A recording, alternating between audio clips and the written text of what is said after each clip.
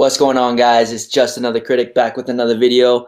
As you already know, after the week goes by, we go over the biggest takeaways from that specific week. This week, we're going over week 6, and a lot of things went down, lots of upsets. We're going to talk about that. As of today, I'm going to be going over about 4 of the biggest takeaways that I took from week 6. First one, like I mentioned, multiple top 25 upsets, multiple top 10 upsets. From the top 10, we had LSU, OU, Oklahoma, and Auburn. I knew that this was inevitable. I didn't think any of these teams would stay undefeated. Obviously, Auburn had already lost from LSU in previous weeks, now losing to Mississippi State. LSU and Auburn are kind of running into the same issues. Offensively, they just can't get it together. They just haven't figured it out. A lot of us had high expectations for Jared Stidham at Auburn and thought they would be contending for a college football playoff spot. But now with 2 losses on their resume and they still haven't played Alabama yet, it's almost inevitable that they will not be competing for this college football playoff unless they can win out, beat Bama, and win the SEC championship. That's the only route that they're going to have in order to actually get into the conversation. That being said, Oklahoma also lost against Texas, as we had seen. That was kind of surprising to me. I really don't think Texas is that great. But as we already know, Oklahoma, unlike LSU and Auburn's problem, they can play offense. They just can't play defense. And this is no surprise. That was the biggest question mark coming into this season. Are they gonna have answers for their problems that have continued to plague this team for seasons now? And as we already saw, coach got fired. We had an upset with Michigan State taking on Northwestern. I actually called that in my upset alerts of the week, which was Michigan State and Stanford, and both came through. And then we had Oklahoma State losing to Iowa State. I thought Oklahoma State would have had no issue getting the W. I did think it was going to be a close one, but Oklahoma State and Iowa State, Oklahoma State has always struggled versus Iowa State. I have no reason why. Probably should have threw them on my upset alerts, but that's all right. Moving along, Texas. Now, if you're a Texas fan and you're watching this, my personal opinion, Texas is not back. A lot of people are saying Texas is back. They've got some nice wins on their resume. This, and that. Now, here's why I just don't believe that Texas is back just yet. I think they're definitely much better than they have been in the past few years. Coach Herman's taken over and he's doing some great things with this team. Now, defense has played good at times, but they just allowed 45 points to Oklahoma, which is expected because Oklahoma is just a high-scoring team. And they put up 48, and a lot of people are going to say, yo, dude, they just put up 48 against Oklahoma. But like I just mentioned in my last point, Oklahoma is not known for the defense and never has been. The quarterback, Sam Ehlinger, I don't think he has all the tools he needs in order to compete to not only win the Big 12, but as well as win or even get to the college football playoff. I would compare him to a Tebow. He's kind of a right-handed Tebow. He's a run-first quarterback, and when he's forced to throw, he's uncomfortable doing that. Now, you guys may argue, well, yeah, look at his stats. He's got 11 throwing touchdowns, 2 interceptions. Statistically, it looks good, of course. But when you can play a team, whether that be Oklahoma, and you can get your running game going, the passing game is going to be there inevitably because they're going to pack the box, look to stop the run, and look to force them to throw. But if they know the run is coming and they can't stop it, you're not stopping anything. If you can't stop the run, you're really not stopping anything. Because if you can't force a team to be one-dimensional, that just doesn't help your defense at all. I do see at least 2 more losses on their schedule. Like I said, they're a much better team than they have been in the past. I just don't think they have what it takes this year collectively in order to compete for the Big 12 championship or even make it to the college football playoff. Moving along, third biggest takeaway, Notre Dame. I did talk about this team last week. Are they a college football playoff team? Like, are they worthy?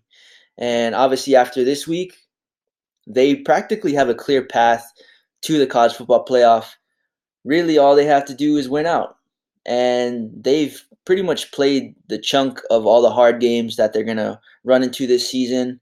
The teams they have left to play, they've got Pitt next week, then Northwestern, then Navy, then Florida State, Syracuse, and USC.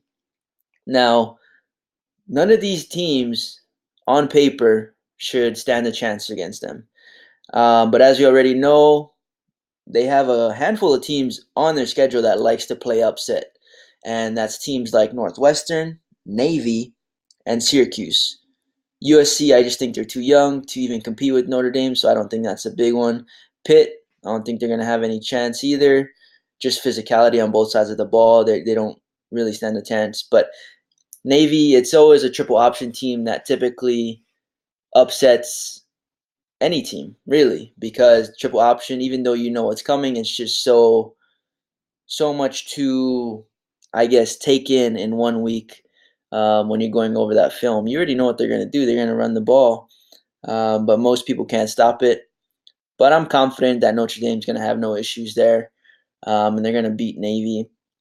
The only team on their schedule would probably be Syracuse, because Syracuse does have a dynamic quarterback in Dungy. But other than that, they have a clear path, like I said, to getting into the college football playoff. All they've got to do is finish up their schedule, go 12-0, and I don't see any reason why they shouldn't be in there if they stay undefeated. And at this point, I would see the top four being Bama, Ohio State, Notre Dame, and Clemson. As long as those teams stay undefeated, regardless of whether or not Bama takes a loss, I think they're going to get in. But the other teams, Ohio State, Notre Dame, and Clemson, I do believe they're going to have to stay undefeated if they're going to want to get into the playoff. But it also just depends on what's going on with the other teams, such as Washington, the Oklahomas, etc. Moving along, the last takeaway of the week. If you've been paying attention to Pac-12 play, it's just been rough, man. The only undefeated team I believe that's left in the Pac-12 is Colorado, and I don't see them staying undefeated for the rest of the season. They've still got to play Washington, which of course should, I wouldn't say easily get that W, but they're much better defensively than they are up against Colorado. Colorado doesn't play much defense. They've got a pretty good quarterback in Montez, but Washington, they're just going to be too much. And what I've noticed from Colorado is that they've just got one big play wide receiver. He actually scored every single touchdown in their last game. He was responsible for every single point for Colorado. Not too sure what his name was. He's number 2. But I mean, Washington, not only if they're even gonna compete for the college football playoff, they probably have the toughest route because a lot of it is actually out of their hands. Not only do they have to win out, because as the season has gone along, their schedules looked weaker and weaker. They lost to Auburn. Now Auburn has already 2 losses. They've beaten, a handful of other teams. Now they got Oregon coming up this week, but Oregon's schedule is weak as fuck. And then as they go along in their schedule, they still got to play Stanford. Stanford's already lost to Utah. Washington beat Utah. Arizona State. I mean, really, their schedule as they go along doesn't really get stronger. It's just going to kind of fizzle out. So not only do they have to win out, but their schedule's not going to look as good. But they need one of the undefeateds outside of the Pac-12, such as the Notre Dames, Ohio States, someone like that, to lose to actually put them in the conversation of the committee. And like I said, their schedule really doesn't look that great anymore since Auburn began downtrending, as well as Stanford with 2 losses. The inconsistency of the Pac-12 teams has just been a week-to-week thing. We haven't really seen anyone consistently play a dominant brand of football. We thought that was going to be Washington or even Stanford coming into this season. Um, but even Washington has struggled offensively, and they just ran into a close game versus a 0-win UCLA team, and they just beat them by a touchdown. So there's no one team in the Pac-12 that's really kind of just walked over everyone just yet. I mean, people are going to argue that Colorado is 5-0, da da da da da, but really they haven't played anyone just yet. So, I mean, if anyone has a chance in the Pac-12 to get to the college football playoff, I personally believe it's Washington. We're going to go ahead and recap what I just went over. Number one, multiple top 25 upsets, like I mentioned.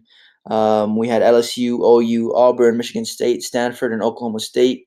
Number two, kind of went over why Texas is not back and why I don't think they're going to compete for not only the Big 12 championship, but they're not even going to compete for the college football playoff.